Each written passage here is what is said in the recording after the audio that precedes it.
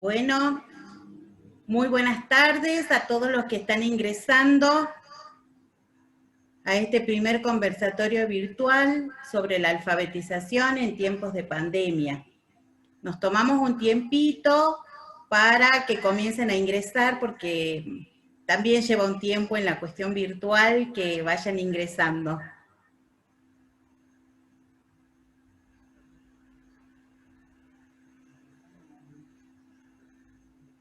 Bien.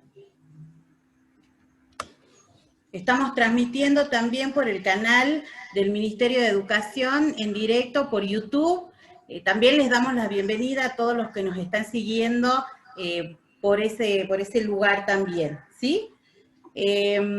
Nuevamente a todos los que están, muy buenas tardes, sean bienvenidos a este primer conversatorio que hemos denominado la alfabetización en tiempos de pandemia. Estamos con la presencia virtual de la profesora, de la doctora Sara Melgar, una especialista en el área. Estamos muy contentos.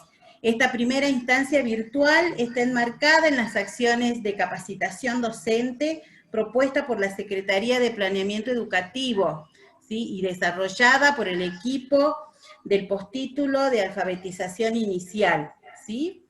Es un honor decirles a ustedes, decirle a la profesora Sara Melgar, es un honor para nosotros contar con su aporte. Seguramente con lo que ella nos diga nos vamos a poner en situación de pensar y de pensarnos a través de todo lo que ella nos pueda aportar en esta situación tan particular por la que estamos viviendo como provincia, como país, como mundo.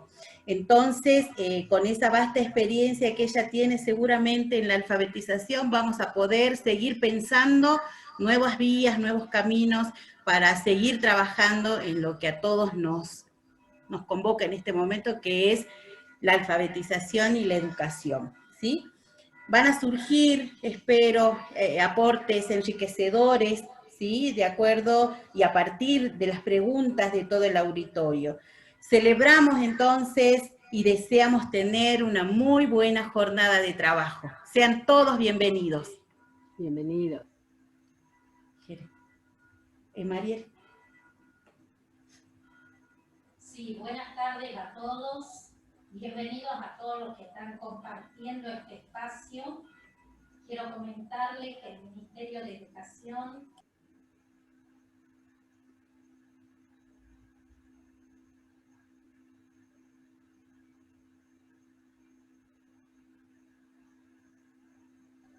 Disculpa, Mariel, no te anda el micrófono.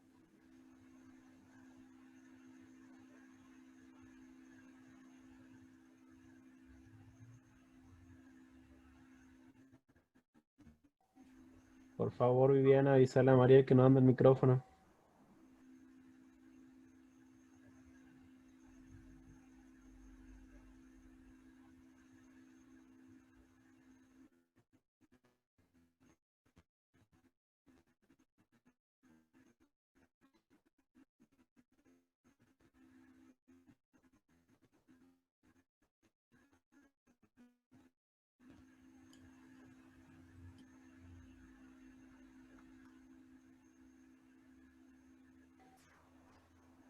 No, no se escucha.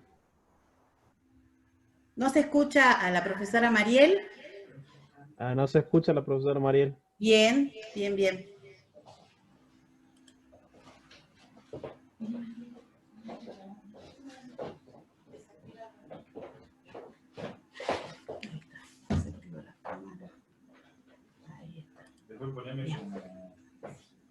Bueno, ahora sí.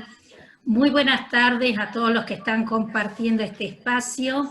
Quiero comentarles que el Ministerio de Educación de la provincia de Salta viene desarrollando diferentes acciones de capacitación que están incorporadas en el Plan Jurisdiccional de Desarrollo Profesional Docente. Dentro de este marco está el postítulo de alfabetización inicial, que es de dónde surge esta iniciativa de convocarla a la profesora Sara Melgar a compartir todo el bagaje de conocimientos que tiene en torno a la alfabetización. La profesora Sara Melgar es profesora en letras, doctora en educación, con especialización en lengua española y literatura. Es también especialista en alfabetización inicial, lengua y literatura y su didáctica para la escuela primaria. Desde 1909 hasta 2015, desde el 2009 hasta 2015, fue coordinadora del ciclo de desarrollo profesional docente en alfabetización inicial del Instituto Nacional de Formación Docente del Ministerio de Educación de la Argentina. Desde el 2014 hasta el 2018, miembro del equipo técnico responsable y coordinadora de contenidos de la especialización docente superior en alfabetización inicial del programa Nuestra Escuela del Ministerio de Educación de la Nación. Desde el 2010 hasta la actualidad, consultora para la coordinación educativa y cultural centroamericana del Sistema de la Integración Centroamericana en Panamá, Honduras, El Salvador y República Dominicana. Es investigadora en lengua del proyecto de UNICEF El Derecho a la Educación de Niños, Niñas y Adolescentes Indígenas para las comunidades Huon, Wichí, Mapuche, Guaraní y Aymara. Es autora de más de 10 títulos en la especialidad, consultora y capacitadora en provincias de nuestro país. Profesora Sara Melgar, valoro enormemente el compromiso y la predisposición que tuvo para compartir con los docentes de Salta este espacio. Sus saberes, sus experiencias y en particular estas nuevas miradas que nos puede acercar sobre la alfabetización seguramente van a resultar significativas y sustantivas para toda la docencia. Le agradezco mucho su presencia y me complace en que pueda compartir estos minutos con nosotros. Muchas gracias. Nuevamente, se está acoplando un poquito. Nuevamente le damos la bienvenida a la profesora en letras Sara Melgar. Vamos a tener un tiempo de exposición a cargo obviamente de la profesora y luego vamos a abrir el conversatorio a las distintas consultas, preguntas e inquietudes que los cursantes, asistentes y participantes pudieran tener, ¿sí?, respecto de lo que se expone y respecto de, bueno, los ejes temáticos del conversatorio. Le damos la palabra entonces a la profesora Sara. Muchas gracias. A ver, primero, ¿me escuchan bien? ¿Me escuchan bien? Hagan que sí con la cabeza. Sí. Si no, yo soy de las profesoras vieja escuela, así que no me molesta gritar. Tampoco me molesta gritar delante de una pantalla. Pero quiero que me escuchen y que me hagan saber. Si ustedes me hacen así, yo sé que hay algún problema de audio. Bárbaro. Pero si está todo bien, seguimos adelante. Primero, quiero agradecerles infinitamente esta oportunidad. Yo siempre me sentí muy bien en todas las veces que a lo largo de mi vida he podido compartir espacios educativos con la comunidad salteña. Los quiero. Y en este momento en que todos estamos atravesando tan grave crisis, inédita,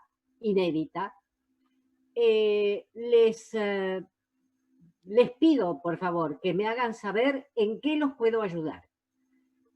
Nada es más necesario en este momento que ser solidarios y compartir espacios de reflexión que nos ayuden en esta severísima instancia que todos estamos viviendo.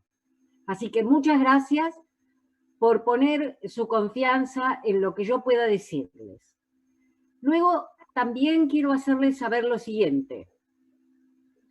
Estoy por cumplir 74 años. A mis 74 años nunca viví una experiencia como esta.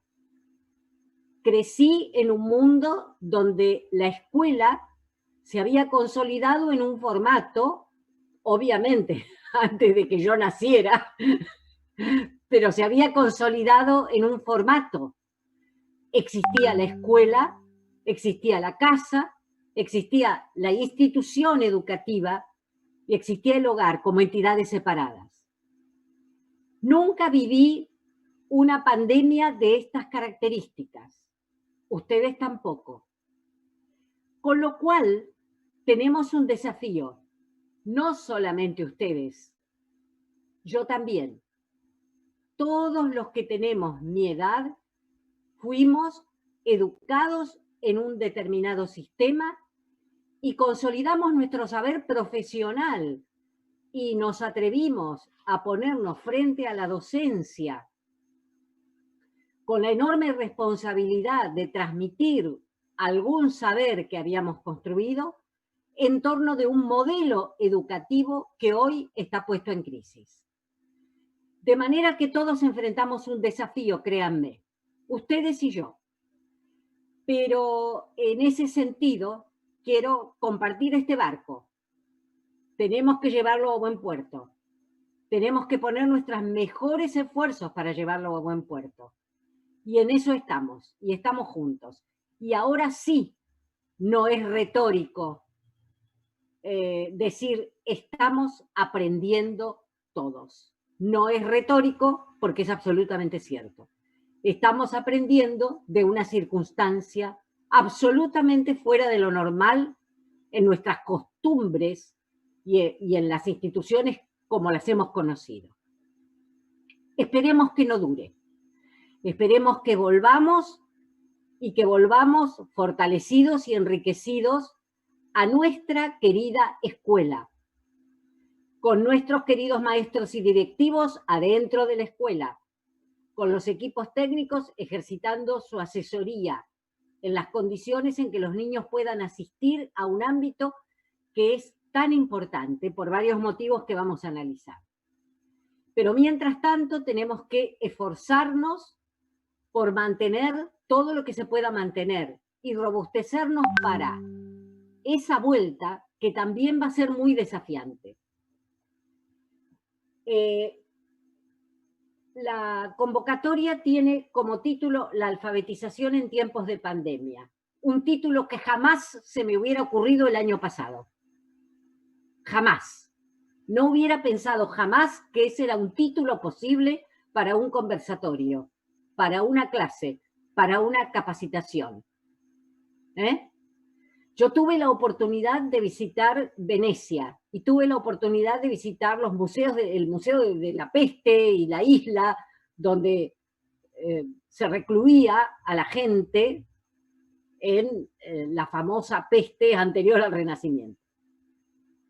Jamás se me hubiera ocurrido que un escenario similar se iba a dar en mi propia experiencia y que se iba a dar como se da en este momento, con la gravedad.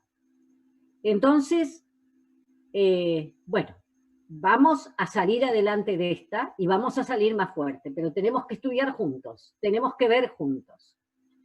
Los temas que ustedes propusieron, si los quieren poner en pantalla, tenemos un pequeño power para refrescar los temas de esta alfabetización en tiempos de pandemia. Me interesan porque son todos temas que, bueno, en realidad no pude elegir uno. Me tengo que quedar con todos, porque están todos muy interesantes y muy imbricados unos con otros. Los temas son la alfabetización y las prácticas de lectura y escritura durante esta cuarentena, cuáles serían las posibles estrategias, qué papel, qué rol jugamos los docentes en esta instancia. ¿Somos acompañantes o enseñantes respecto del sistema de escritura? ¿Y qué herramientas tenemos a nuestra disposición o podemos generar con esta idea de que los niños y niñas no están en el aula? Todos los temas están imbricados, así que no elijo uno, voy a tratar de contemplarlos a todos. Sigamos con la siguiente escritura. como decía antes, es un tiempo caracterizado por la incertidumbre. La incertidumbre empezó siendo sanitaria, pero se expande a lo social, las fuentes de trabajo, la asistencia a los trabajos, la posibilidad de circular, etcétera, etcétera, y por supuesto impacta en lo educativo. Entonces se trata de una incertidumbre muy grande, porque no solamente la tenemos dentro del sistema educativo, las familias con las cuales tenemos que contactar para poder ver si trabajamos con los chicos también están viviendo incertidumbre y procesos muy, muy serios. Pasemos un poquito a la siguiente escritura. Estamos presenciando un cambio, vean ustedes. Relaciones entre la escuela y el hogar. Como yo les decía, por ir hacia lo más cercano, desde el siglo XIX hasta acá, se fue consolidando un modelo de escuela, un modelo de institución educativa, absolutamente separado. Por un lado estaba articulado pero separado. Por un lado el ámbito de la escuela, en donde los niños aprendían los saberes escolares de la mano de los maestros, y un ámbito del hogar. ¿Había intercomunicación? Sí, pero había ámbitos separados. Se aprende en la escuela, en el hogar hay relación con los aprendizajes escolares, pero no se gestionan los aprendizajes escolares. Es más, en materia de alfabetización, sobre todo de cara a los compromisos con la sociedad, siempre hemos tenido en cuenta, por lo menos en nuestra mirada sobre la alfabetización, la problemática de un padre analfabeto, y le hemos dicho hasta el cansancio a la docencia, no cuente con los saberes escolarizados del padre, porque no podemos perpetuar el círculo perverso de la pobreza, padre no escolarizado que no puede terminar de escolarizar a su hijo. Sin embargo, ahora tenemos que acudir a los padres, a todos los padres, a los padres profesionales, a los padres no profesionales, a los padres escolarizados y a los padres no escolarizados. Esta relación de separación entre el saber experto de la escuela y el saber del hogar, que era otro saber, está cambiando. Lo dejamos para volver a retomarlo. Ahora voy a hacer una presentación general. ¿Por qué está cambiando? Porque ya no hay separación de funciones entre docente y padres. Sin embargo, vamos a apostar fuertemente por un docente que mantenga su ser docente y una escuela que le permita un ámbito de irradiación de ese ser docente, aunque sea distinto en este tiempo. De todas maneras, lo que sí sabemos es que en un número muy importante de casos, el saber docente, el material que el docente acerque al padre, va a estar mediado por la familia. Puede ser el padre, puede ser un hermano mayor, puede ser un primo, etcétera, pero va a estar mediado. Y esto el docente no lo tenía en mente antes. No tenía una estructura de mediación. Él daba clase, la docente daba clase, el docente daba clase directa con los alumnos. Había una división de tiempo familiar y escolar. Estaba el tiempo de la escuela y el tiempo extramural. Había tareas para la casa, muchas veces muy controvertidas, pero había tareas para la casa, pero los tiempos estaban separados. Ahora el tiempo escolar está dentro de la casa. Es decir, los padres tienen que organizar dentro de los múltiples tiempos que tienen que organizar, por ejemplo, con sus propios trabajos, cuando pueden realizar trabajos de tipo virtual, cuando pueden realizar tareas en el hogar para cumplimentar su propio trabajo, tienen que organizar el tiempo de los niños que están a su cargo. Y esto genera, todos tenemos un vasto anecdotario múltiples inconvenientes a nivel familiar que hasta han dado pie a no pocas intervenciones humorísticas en las redes. Todos seguimos determinados autores que se ocupan de dar cuenta humorísticamente, pero no es nada humorístico, de este problema de la familia que debe organizar su tiempo de trabajo más el tiempo de trabajo de los niños. ¿Qué pasa con el tema de la conducción del proceso de aprendizaje?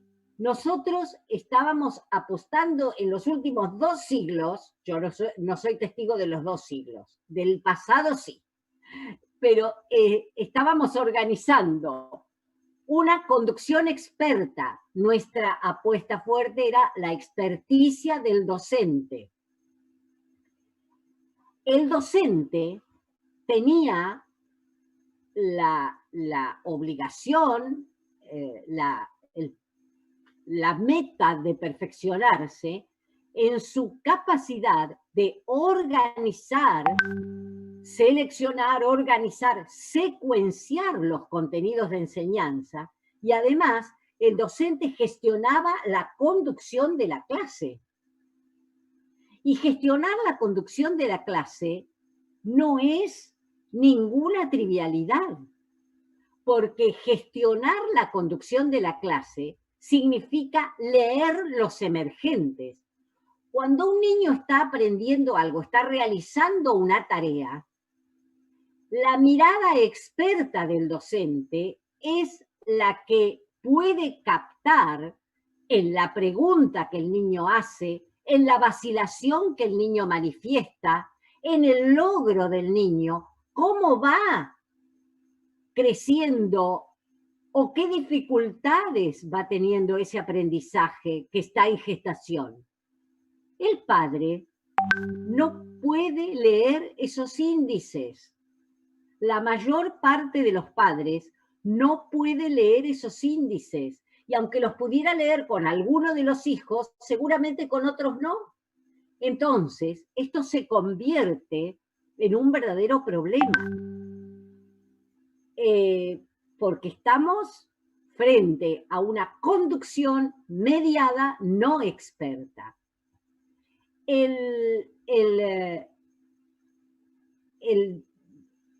Una pequeña anécdota. Gente conocida que se ve que tiene hijos que han tenido muy buenos maestros, y entonces cuando los chicos terminan de hacer su tarea, son personas que tienen conectividad, terminan de hacer su tarea y algún hijo le ha dicho, bueno, pero vos ahora me tenés que preguntar qué entendí. Y si yo entendí mal, vos me tenés que hacer otra pregunta. Y el padre se queda estupefacto, porque esto no lo sabe hacer. Y esto lo sabe hacer el docente. A esto me refiero con la conducción experta, esa gestión del proceso. Luego está el problema de la construcción social del conocimiento. La construcción social del conocimiento tiene que ver con esa gestión del conocimiento entre los pares, entre los niños en el aula, que entre ellos están intercambiando ideas, dudas, logros, observaciones, y se va gestando un conocimiento compartido sobre el cual descansó toda la escuela del siglo XIX y del siglo XX. Y además, el problema del cierre. Es decir, cuando un chico termina una tarea, hay un proceso de sistematización. Los matemáticos hablan de procesos de institucionalización de los saberes, donde otra vez la mirada experta reúne todo lo aprendido y le da esa oportunidad de manifestarse como un todo. Bueno, todo esto en este momento no existe de la forma en que lo conocimos. Es importante ver, entonces, cuáles van a ser los ámbitos de nuestra reflexión. Pasemos a la siguiente imagen. Todos estos problemas juegan con otros problemas que ahora estamos viendo. La distancia. La distancia no es solamente la distancia, la educación a distancia, es decir, no es solamente el problema de la conectividad, que existe y muchísimo. Es el problema de la distancia respecto del nivel de educación paterna familiar. Hay dos distancias, una distancia simbólica y una distancia virtual. Y a veces se combinan las dos. No hay conectividad suficiente y además hay una distancia respecto de los saberes de los padres y los saberes que tienen que ayudar a gestionar en los hijos. Luego vamos a enfrentar o estamos enfrentando, no sé exactamente la situación de Salta, después me la comentan, pero lo que vamos a enfrentar como escenario, y algunas provincias ya lo están enfrentando, es la disparidad de la asistencia de los alumnos. En este segundo periodo, después de lo que fue el periodo del receso escolar, en algunas comunidades existen todas las situaciones juntas. Existen las clases comunes, siempre con protocolo, ahora vamos a hablar de los protocolos. Existen las clases alternas, van un día sí, un día no. Y existen las clases recortadas, van todos los días pero poquito. Además, todos los que van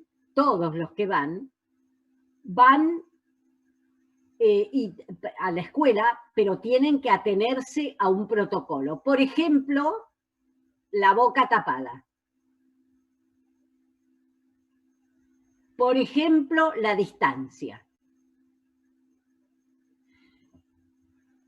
Parece trivial, pero no lo es. En una clase de lengua, la boca tapada es todo un problema.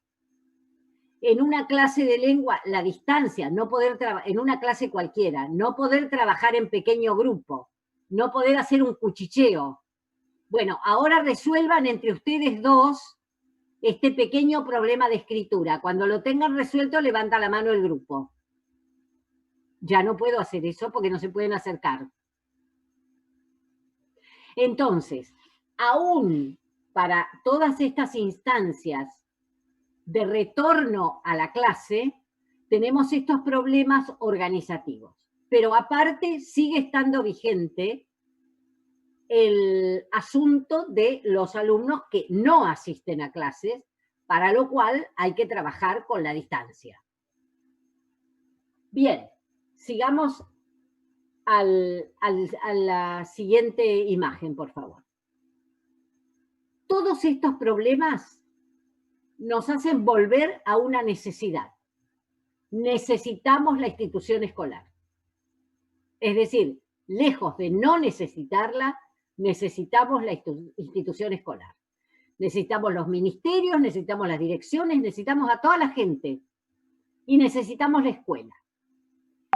Pero la escuela va a tener, y tiene, y de hecho se convierte, porque los testimonios que ustedes presentaron, había testimonios de este tipo de accionar, la escuela se convierte en un centro organizativo.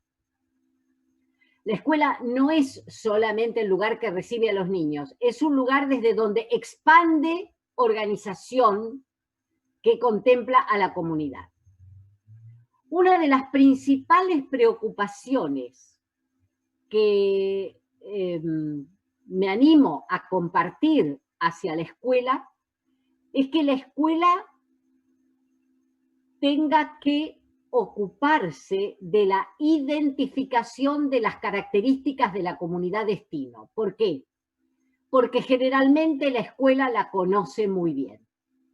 La escuela sabe cuáles son los puntos fuertes y débiles de su comunidad educativa de familias. Entonces, le tenemos que pedir a la escuela un examen honesto de con qué está contando, sin culpabilizar a nadie, ni a la escuela ni a la comunidad educativa. Habrá comunidades más colaborativas y habrá comunidades menos colaborativas. Nadie tiene la culpa de estar pasándola muy mal. Entonces, lo que hay que hacer es tener un examen de esa situación, la palabra examen tal vez no sea, una mirada hacia esa situación que nos permita obtener la mayor cantidad de datos posibles para poder afinar la intervención. La escuela va a ser un centro organizativo de los pequeños recursos que haya, sobre todo en las comunidades más desprotegidas y más vulnerables. Y la escuela va a concitar el seguimiento. Yo en este caso, en este primer conversatorio, y creo que en los otros también, me quisiera dedicar especialmente a las escuelas más vulnerables, que son aquellas escuelas cuyos testimonios ustedes me hicieron llegar. Porque me parece que si hablamos de una escuela que tiene conectividad, que tiene alumnos cuyos padres son profesionales, que puede tener una relación más o menos fluida con un centro urbano, si bien persisten los problemas de cómo organizo a la familia, Dios mío, de todas maneras hay algunas soluciones a la vista más generalizadas, más estandarizadas. Pero si hablamos de comunidades alejadas, de comunidades que no tienen conectividad garantizada, de comunidades que tampoco tienen nivel de escolarización familiar y que son un poco cerradas en sí mismas, ahí estamos en la nuez del problema. Entonces, yo quisiera dirigir mi atención hacia esos lugares y después, eventualmente, ver qué hacemos. Pero tal vez en el día de hoy me quisiera dedicar a esos lugares y después, con tiempo, le voy a indicar a las autoridades que gentilmente me han convocado alguna bibliografía, algunos recursos que se pueden usar con las comunidades que tienen conectividad y demás. Pero ahora quisiera hablar de estos problemas que más me conmueven. Sigamos con la siguiente imagen. Creo que cuando estamos en presencia de esta problemática hay una necesidad importante: priorizar. No se puede hacer todo. No vamos a poder hacer todo. ¿Entienden? En ninguna comunidad educativa piensen en los países del primer mundo.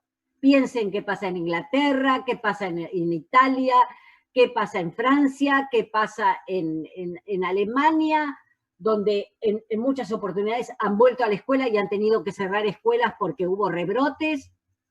Nadie pudo volver a lo que tenía.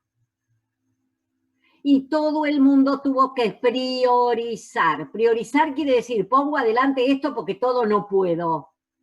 Así de simple. Ahora, ahí es donde se tiene que articular el sistema. Cierto es que va a haber que priorizar contenidos, por ejemplo, en alfabetización. Pero esto no lo puede hacer el maestro en soledad. Esto no puede ser algo que le encarguemos al maestro para después pedirle qué hizo. Acá es donde nos tenemos que poner con una solución técnica, accesible para la docencia, participativa con los docentes, pero tiene que haber una suerte de centralidad, porque si no, cada docente se va a ver también en soledad con el tema de tener que priorizar contenidos y no podemos caer en el riesgo de que después se le diga que priorizó mal. Esto no puede ser. Esta sí que es una responsabilidad de conducción a gran nivel. Ese es el primer tema. Y hay que hacerlo, bueno, digamos, en alfabetización, una priorización más bien urgente para salir al cruce de lo que resta del año. Preservación de trayectorias. Acá Ningún chico tiene la culpa de lo que pasó, ningún padre tiene la culpa de lo que pasó, ningún docente, directivo, ni ningún ministerio. Estuvimos en una situación extraordinaria, estamos. Por lo tanto, acá hay que preservar, sobre todo la trayectoria escolar. Ahora, aparecen las voces de la calidad. ¿Cómo vamos a preservar la trayectoria? Esto es aprobación automática. Yo invito a pensar, estamos en una situación extraordinaria. No es el tema, es el más importante, pero la solución técnica a eso es, invitamos a pensar que el sistema educativo ya tenía, desde su organización, el ciclo, que la verdadera unidad de trabajo no es el año, sino el ciclo, porque el ciclo, primer ciclo y segundo ciclo para la escuela primaria, son unidades que permiten nada más y nada menos que una recursividad regulada. ¿Qué quiere decir esto? Que un aprendizaje que no se pudo completar en primer grado se completa en el año subsiguiente y en el otro, de tal manera que tenemos un amplio margen para poder actuar. En realidad, colegas, esto siempre debió haber sido así. Siempre debió haber sido así. Pero ahora es imperativo que lo sea. La unidad de trabajo es el ciclo, porque vamos a tener obligatoriamente que articular un año con el otro. E inclusive, aunque no voy a intervenir en ese ámbito, vamos a tener que articular la escuela primaria con la escuela secundaria. Entonces, la unidad de trabajo nuestra va a ser el ciclo. Entonces, priorizamos contenidos para trabajar este año y el año próximo. Nuestra unidad es el ciclo y con el ciclo preservamos las trayectorias. Esto no es promoción automática, es no culpabilizar al niño. Entonces, son instancias de reflexión que les estoy proponiendo. Otra cosa a la que vamos a tener que renunciar cuando nos veamos nuevamente con los niños es el diagnóstico de producto. Es decir, nosotros estamos a veces acostumbrados, y no sé si es una buena praxis, a hacer un diagnóstico. Hacemos una prueba cuando empiezan el año. A ver, ¿cómo está respecto del año pasado? Colegas, el año pasado no existe. Los chicos se han pasado 6 meses sin año pasado. 6 meses en la vida de un niño, 6 meses sin escolarización en la vida de un niño, 6 meses, lo que fuera, porque tenemos que contar el verano. Es un tiempo infinito. Por lo tanto, el diagnóstico tiene que ser un diagnóstico de proceso, sin retrasar ningún momento de la enseñanza de esos contenidos prioritarios. Un proceso. No podemos decir cómo están los chicos. ¿Y saben por qué no podemos decir? Porque sería remarcar la heterogeneidad familiar. Porque hay chicos que han podido aprovechar una instancia familiar favorable, que han podido recibir estímulos de toda clase en su entorno, y hay otros que no. Entonces, ¿de qué diagnóstico estamos hablando? Nosotros podemos diagnosticar cuando la propia escuela se responsabiliza de lo que enseñó, pero no podemos diagnosticar respecto de algo que no sabemos cómo pasó. Casi todas las comunidades educativas hicieron llegar materiales, es cierto. Casi todas las comunidades educativas pusieron a las familias en contacto con distintas redes, es cierto. Todos se preocuparon, pero no sabemos cómo fue recibido todo eso. Lo que sí sabemos es que fue recibido de manera heterogénea. Entonces, no podemos hacer un diagnóstico porque lo único que nos va a demostrar es la heterogeneidad. Y tenemos que cuidarnos muy bien, insisto una y otra vez con la palabra, de las culpabilizaciones a nadie. Luego, se nos está pidiendo ya que haya evaluación. Bueno, atención, tampoco puede ser una evaluación sumativa. ¿De qué? Si tenemos situaciones heterogéneas, que son las que vimos antes, chicos que están en la escuela, chicos que van un día por medio, chicos que no van. Entonces, vamos a tener que pensar sistemas evaluativos por escala, evaluación participativa, que nos permitan mirar ese panorama y articularlo con el del año que viene. Sigamos, por favor.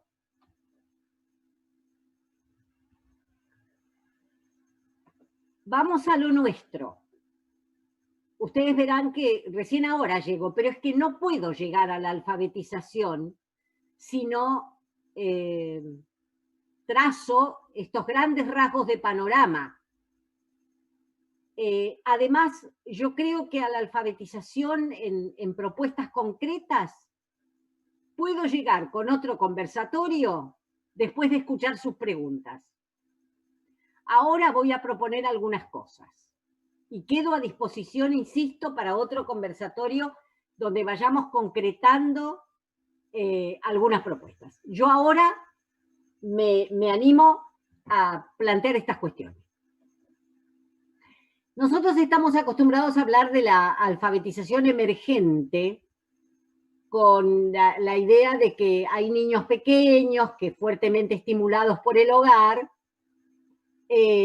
comienzan a leer tempranamente, comienzan a intentar escrituras, y a ese proceso se lo llama alfabetización emergente, a grandes rasgos. Yo creo que ahora estamos en presencia de otro concepto. Va a haber una alfabetización emergente en el hogar, aún en el hogar analfabeto, siempre que sepamos gestionarlos desde la institución escolar. Por eso les decía que la escuela va a ser el gran organizador, de la mano de los ministerios que la van a empoderar, a mi juicio, ¿no? Son propuestas que a mí me pidieron propuestas, yo propongo. La escuela como un gran organizador. ¿Por qué? Porque a lo largo de la vida hemos ido viendo, y muchos especialistas lo han hecho, la vida cotidiana en una casa está llena de instancias que son instancias de recursos de aprendizaje muy valiosas. Si yo tengo una mamá o una abuela que está cocinando una de esas ricas comidas salteñas, y yo le pido a la mamá o la abuela, mire, en lugar de ahuyentar al nene porque le está molestando, comparta el proceso. Comparta el proceso. ¿Qué quiere decir compartir un proceso? Esto voy a tener que hablar con los padres, pero generalmente con los padres, aún en tiempo de cuarentena, se puede hablar, porque el padre se acerca a la escuela. A veces se acerca porque hay una instancia de, a lo mejor, de distribución de algún alimento. Ustedes después me van a decir.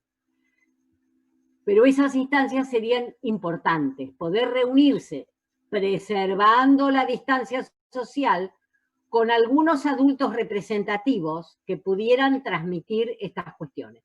Después ustedes me dicen si se puede o no se puede en Salta. No quiero hacer ruido proponiendo cosas que están prohibidas. Ustedes me dicen qué de todo esto que yo digo se puede hacer. Ayúdenme a no equivocarme feo con esto, ¿no? Pero en general, por mi experiencia en otras comunidades, los padres se acercan a recibir su bolsa de alimentos. Este es el momento de preparar alguna pequeñísima reunión por grupos separados, con distancia social, para comunicar esto. Cosas sencillas. Mire, cuando usted esté haciendo una comida, organice a los chicos alrededor y dígales qué elementos está usando. Eso se llaman los ingredientes. Y cómo hace paso a paso. Diga concretamente, primero hago esto, segundo hago esto, tercero hago esto, cuarto hago esto. Si usted lo dice y comparte la experiencia más de una vez, después le puede pedir al niño o a la niña que le cuente a usted cuáles son los pasos para preparar esa empanada o ese locro. ¿Eso qué es? Eso es comprender un proceso. ¿Cuándo usamos comprender un proceso en la escuela? Todo el tiempo. Lo usamos en matemática, lo usamos en lengua, lo usamos en ciencias sociales y lo usamos en ciencias naturales. Los procesos siempre están y siempre hay elementos del proceso y pasos del proceso. ¿Está? Cuando usted está compartiendo una historia familiar, usted está narrando. ¿Se acuerdan cuando al abuelo tal le pasó tal cosa y entonces eso terminó así y así? Eso es una narración.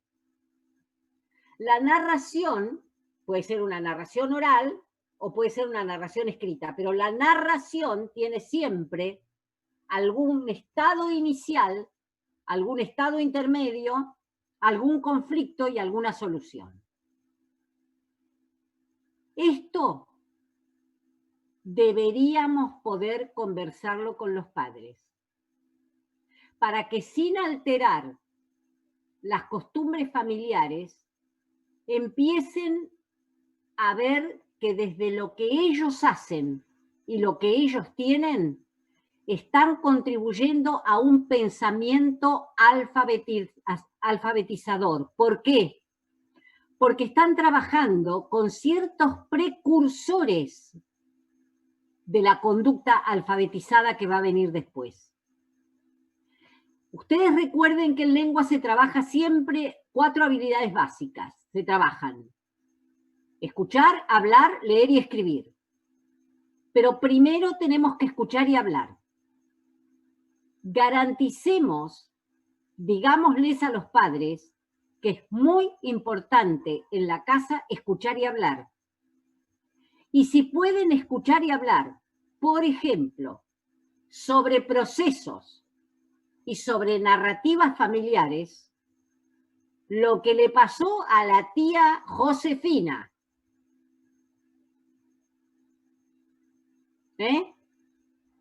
eso está contribuyendo a que el hijo piense determinadas, el hijo o la hija piensen determinadas cuestiones que nos sirven para después. Por supuesto, también está el razonamiento argumentativo.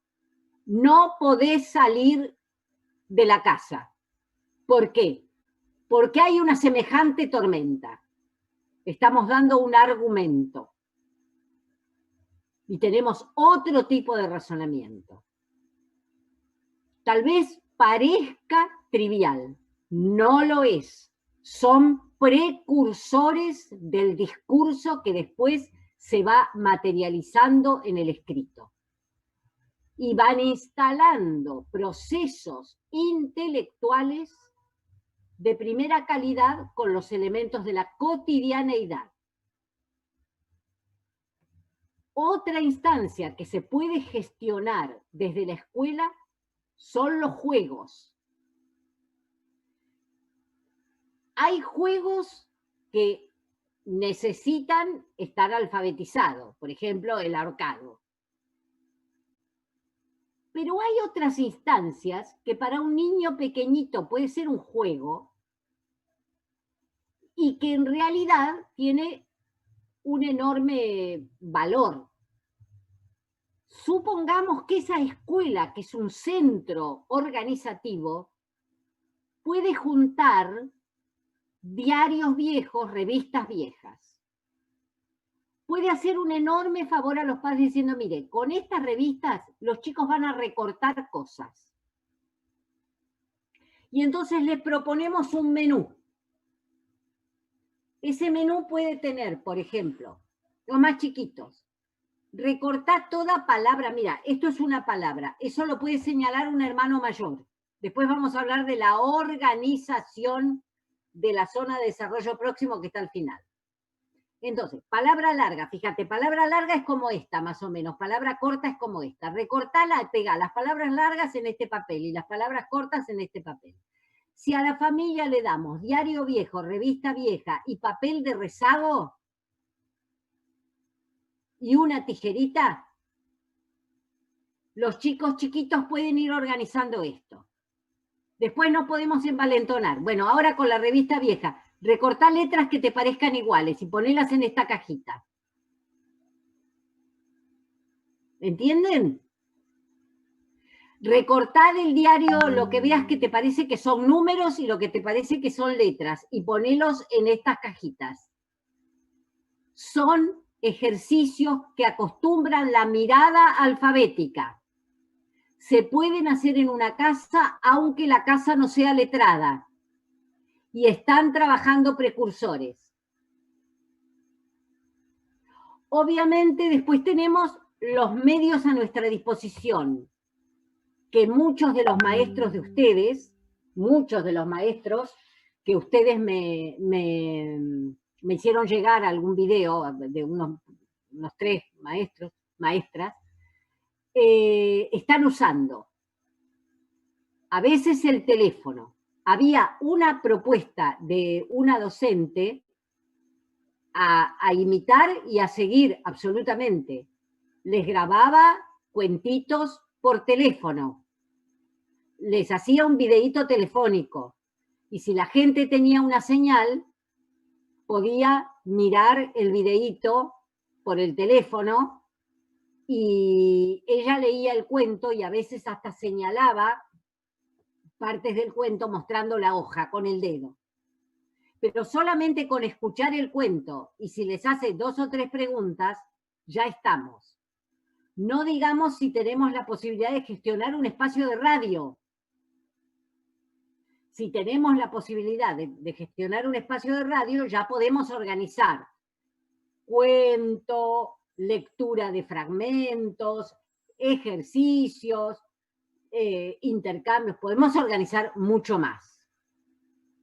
Podemos hacer cartillas que la escuela entregue, si es que entrega alimentos, entrega una pequeña cartilla. Estas cartillas tendrían que ser muy breves. Y acá entramos en esto último. Tenemos que trabajar a la familia como unidad. Los padres siempre son los padres. Los padres organizan a los hermanos, a los primos. Generalmente, en las comunidades más pequeñas a las que nos estamos refiriendo, digamos que el estado sanitario llegó de manera pareja. Quiero decir que no hay grandes variantes. Con lo cual, es posible que, bueno, primero que en una familia haya más de un chico, y segundo que a lo mejor se pueden ver con algún primo. Con lo cual hay que organizar redes colaborativas en el interior de la familia. Los hermanos mayores tienen que poder orientar con tareas indicadas en la cartilla a los hermanos menores. Y todos aprenden, porque los mayores aprenden, el que enseña algo aprende muchísimo más que si le estuvieran enseñando a él. Entonces, refuerzan cosas y después pueden tener sus propios ejercicios. pero el hermano mayor no es el que más nos preocupa en la alfabetización inicial. El que nos preocupa es el hermano pequeño, la hermana pequeña, que no ha ido a la escuela y no sabe leer y escribir. Bueno, a ver, son las 7.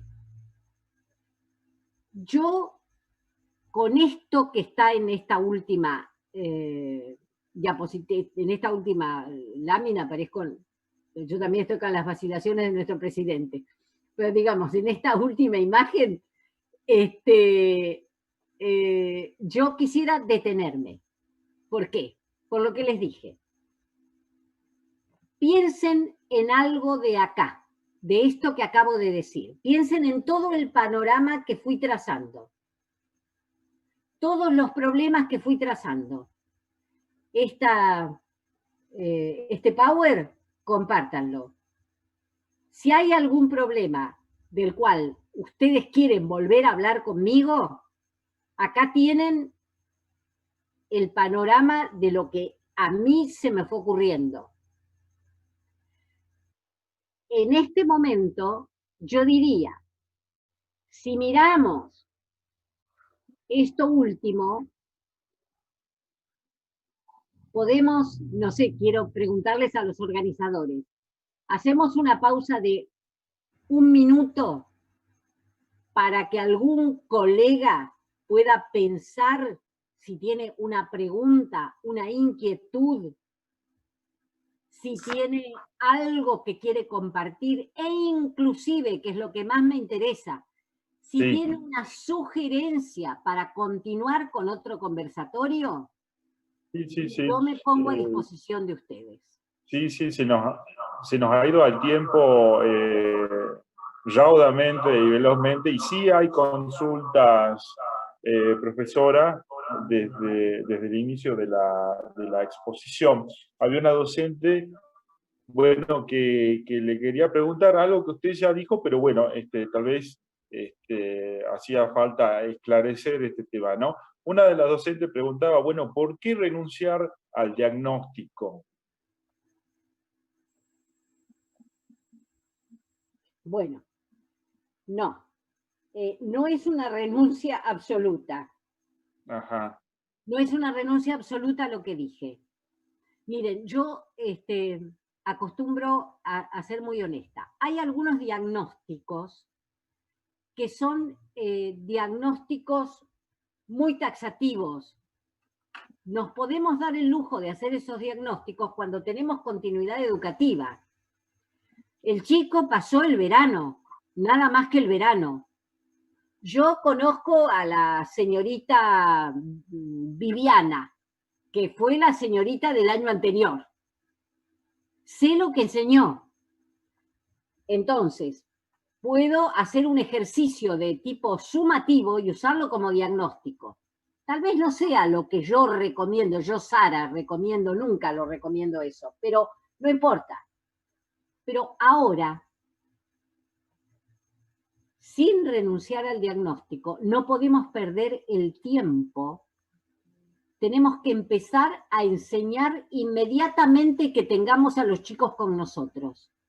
Entonces, si a ustedes les parece, la buena idea acá es, ¿cómo hago para enseñar y diagnosticar en proceso mientras enseño y no pierdo el tiempo? Uh-huh. Esa es la pregunta. Bien. ¿Cómo hago para alfabetizar? Vamos siempre a ponernos con el niño de primer grado, que es el verdadero problema de acá. El verdadero problema de la pandemia es el niño más chiquito. ¿Por qué? Porque no fue a la escuela, no me puedo apoyar en nada que exista. El nene de primer grado está en un nivel inicial que no sabemos ni siquiera si se produjo, y el de nivel inicial está más abajo todavía. ¿Entienden? Entonces, ese es el verdadero problema. Y como ustedes me llamaron para hablar de alfabetización, ¿qué vamos a diagnosticar en alfabetización? ¿Qué? Si sabe escribir el nombre, se lo puede haber olvidado. Una de las maestras, que creo que debe estar acá, me pareció haberle visto, no sé, bueno, decía, me encuentro con que le habían enseñado las letras los padres. ¿Yo qué hago con las letras? Sí, eras vos. A ver, espérate que miro. ¿Tu nombre es? Micrófono. Hay una que quiere... Sí, ¿cuál, profesora? Díganos el nombre. Bueno. Bueno. Hola. Muy buena pregunta, muy buena inquietud. ¿Les habían enseñado las letras? ¿Qué hacemos con eso? ¿Qué vamos a diagnosticar? Si las puede poner una detrás de otra, ¿y qué? Claro. Empecemos, apenas lo tengamos al chiquito con nosotros, empecemos a enseñarle algo que del orden de escribamos algo y vamos viendo cómo progresa. Pero no pensemos en un diagnóstico inicial. Esto no quiere decir que yo tire por la borda la diagnosis. Quiero decir que en este momento no es la prioridad. Sí que tengo que saber dónde están parados los niños, de acuerdo, pero parados cuando empiece a enseñarles algo. Yo, como docente, no. ¿Qué les enseñó el padre? Y si el padre no les enseñó nada, ¿qué voy a hacer? ¿Los mando a repetir hogar? Bien. Bárbaro. No tiene sentido. Entonces, seamos cautos. Nuestras viejas prácticas no necesariamente las vamos a poder mantener. Si después volvemos a la normalidad que conocimos, veremos qué hacemos con eso. Pero también vamos a tener que volver a pensar en el diagnóstico, porque no siempre era muy bueno. Pero Bien. contesté, no es que yo lo tiro por la borda, es que digo, en este momento no hay que perder el tiempo, hay que ponerse a enseñar apenas tenga el chico 1 hora conmigo, es 1 hora, ¿saben cómo llamo esa hora? Hora maestro, hora maestra. Y hora maestro, hora maestra no se desperdicia. Sirve para aprender en clase. Entonces, vamos a hacer un diagnóstico que podríamos llamar diagnóstico al paso.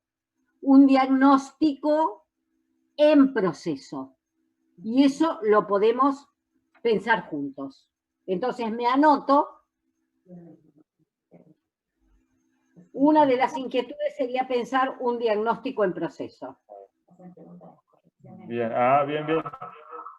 Bárbaro, muy claro el tema. Hay otra colega que nos comparte su experiencia en torno a la corrección. Ella dice, y leo textualmente, lamentablemente no podemos corregir las cartillas, corregimos lo que se puede virtualmente. Comencé a mandar videos breves con lecturas cortas. Tengo 3er grado. Es de la profesora y de la docente María Laura Ceballos. Bueno, digamos, el comentario apunta a, bueno, cómo de alguna manera encarar el proceso, ¿no?, de corrección de las actividades que como docente... El proceso de corrección, de corregir. Exacto, ella habla puntualmente de que, digamos, no puede, lo que usted básicamente retomó en algún sentido, ¿no? No puede corregir y no puede verificar, digamos, ¿no?, en qué estado se encuentran los alumnos, ¿no? Exacto, bueno, respecto de las actividades. Por eso, a ver, por eso hablé de una evaluación ligada a una pequeña lista de cotejo, ¿no?, a una lista de control. Lo primero que tenemos que saber es, el docente envió una cartilla que tenía eventualmente un cuento para los niños de 3er grado, ¿no es cierto? Sí. Esta es la situación que me están pintando. Bien. Primero, el alumno está teniendo un horario, un ambiente para leer esa cartilla. ¿Hay alguien, porque un chico de 3er grado es un chico chico, sí, hay alguien que está dirigiendo el proceso de leemos el cuento, fíjate la pregunta, llená este casillero. ¿Hay alguien que está haciendo eso? Lo primero que tenemos que verificar, por eso les decía, una cosa muy importante, es verificar el grado de compromiso y de organización familiar con las rutinas que la escuela le está exigiendo a la familia. Si una docente me dice, yo no sé qué puedo corregir, es porque no le está llegando la devolución que pretende. A lo mejor la provincia envió cartillas o la cartilla la hizo el docente por su cuenta. Yo esto no lo sé. A ver, yo intuyo por el comentario que ella hizo la cartilla. A ver si la profesora nos puede ampliar Lo hizo la directamente. docente o el docente. Exacto. Sí, muy bien. Entonces, yo hice algo y se lo di al padre. ¿Qué instrucción, qué pedido amable, amabilísimo le hice al padre para que ponga en juego? ¿Qué idea le di al padre para que pueda realizar esa tarea? ¿Cómo lo organicé? Por eso les decía, la escuela tiene que ser un centro organizativo, pero ahí tiene que entrar el personal directivo con el personal docente y recibir pequeños grupos de padres con distanciamiento social para explicarles buenamente, con toda la delicadeza del mundo, qué podrían hacer con el material que se les acerca. ¿Entienden? Pero también es muy importante que la escuela pueda tener una idea del grado, por ejemplo, de educación formal que tiene el padre. Porque ahí cambia todo en el sentido, no que no se pueda hacer nada, sino que hay que organizar el grupo familiar. ¿Entienden? La unidad de trabajo es el grupo familiar. Es el hermano mayor que está en 6º grado dirigido por el padre. Pero hay que organizar un horario. Hay que decirle al padre, mire, yo le doy esta cartilla, esto tendríamos que tratar de colaborar con su hijo de esta manera. Trate de organizar una hora para que trabaje con esto. Trate de ver que esté leyendo y si no, organice al hermano mayor, etcétera, para que lea con él. Trate de ver que llene estos renglones y cuando vuelva acá a acercarse a la escuela por otro motivo, me trae esto para que yo pueda indicarle cómo va, si va todo bien, si podemos mejorar algo, si lo tengo que cambiar. Es decir, hay que establecer una relación con esa familia. ¿Comprenden? Sí, claramente. El padre puede no entender lo que... El padre puede decirle, y no es una mala persona, te dejaron esto, tomá. Bárbaro. Hay una colega que también quiere intervenir, la profesora Noemí Quintana, ¿sí? Nos pedía la palabra.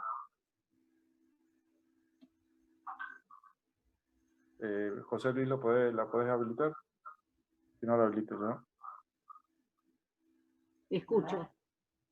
No sé si está la profe. Noemí Quintana. Bueno, si no, vamos a otra pregunta que hay, digamos, bastante, ¿no? Una de las docentes pregunta, bueno, problemas ligados a la continuidad entre nivel inicial y primario.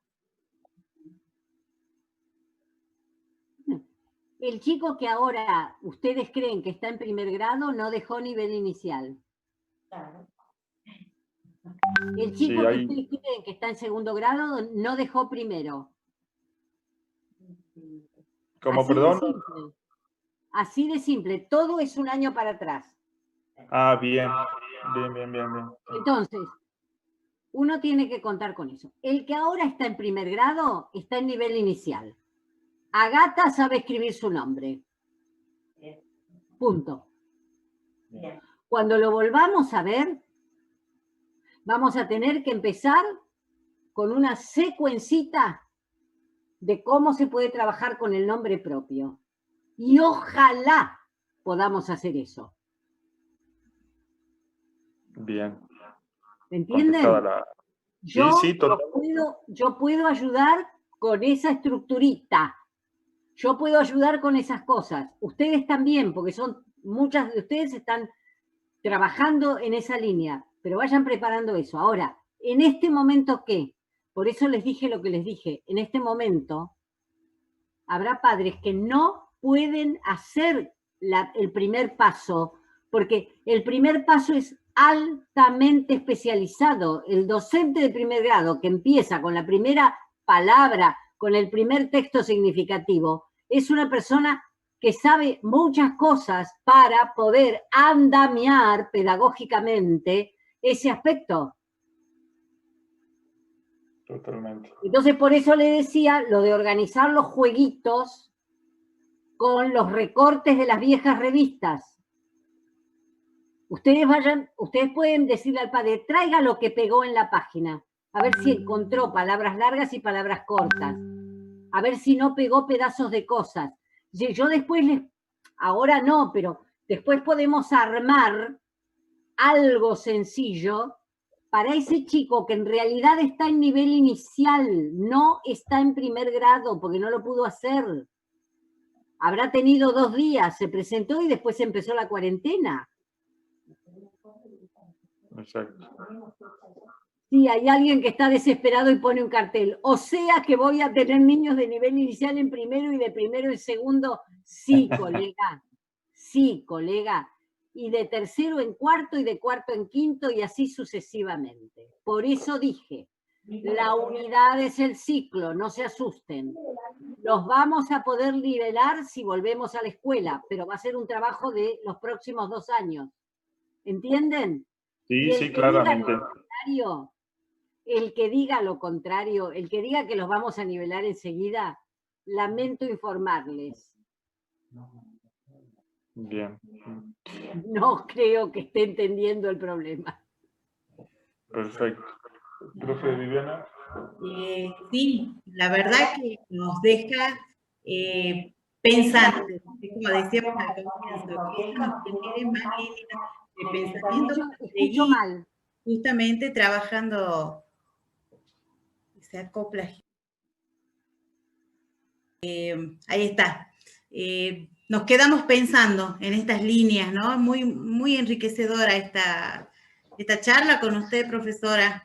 Creo que todos estamos repensando lo que veníamos haciendo, encauzándonos de nuevo, y creo que de esto se trata, ¿no? De construir y volverlo a hacer.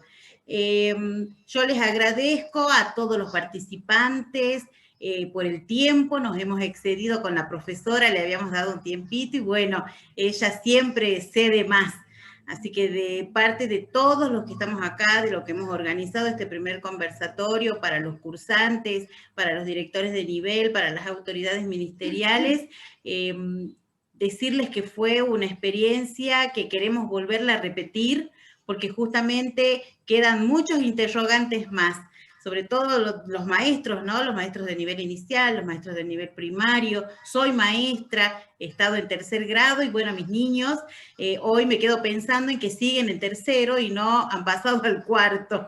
Entonces, profesora, desde acá, darle las gracias, fue un honor escucharla, muy enriquecedora la experiencia. Le voy a pasar la palabra para ya no quitarles más tiempo. Hay mucha gente del interior de la provincia, de zonas rurales también. Hay muchísimas preguntas más y esto va a quedar abierto en la plataforma del postítulo. ¿Sí? Le voy a pasar la palabra a Mariel. Sí, profe. Acceder a todas las preguntas y vuelvo a ponerme a disposición de ustedes, pero quiero tener acceso, ustedes me dicen, a todas las preguntas. Sí, perfecto. Estamos aprendiendo juntos y vamos a elaborar. Perfecto, perfecto, profesora, se las vamos a hacer llegar a todas las preguntitas. Nos quedamos con el power que usted nos dio, eso también va a estar circulando, ¿sí? Profe María.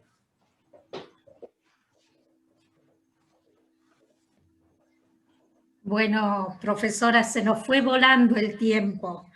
Quiero agradecer a todos los docentes de la provincia que están participando, a todos los estudiantes también de formación docente que se adhirieron a esta propuesta. Quiero comentarles que también hay personas que nos siguen por YouTube, así que un agradecimiento total a todos los que están participando, en especial a usted por volver a reafirmar esta idea de que la alfabetización inicial es base, es un pilar, es un cimiento para toda la estructura que después tienen nuestros estudiantes. Así que muchísimas gracias, fue un placer haber compartido estos minutos con usted y tomamos la palabra que nos comentó recién y que nos dijo que espera seguir con nosotros, así que nosotros también sabemos que este conversatorio es el inicio de una serie de actividades que vamos a poder realizar en conjunto. Hoy más que nunca necesitamos trabajar a la par y unos con otros, no en soledad. Así que muchísimas gracias. Bueno, mi agradecimiento a todos ustedes, ha sido un verdadero placer compartir este espacio.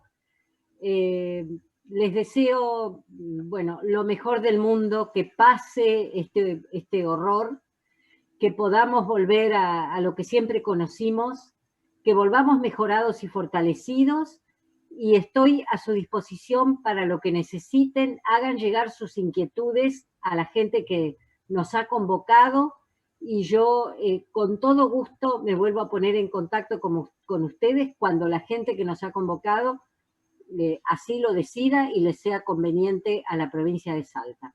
Un abrazo fraternal a todos ustedes. Muchísimas gracias, hasta luego. Y para toda la docencia salteña, comentarles de que próximamente se va a habilitar la segunda cohorte del postítulo, del nuevo postítulo de alfabetización inicial. Muchísimas gracias a todos.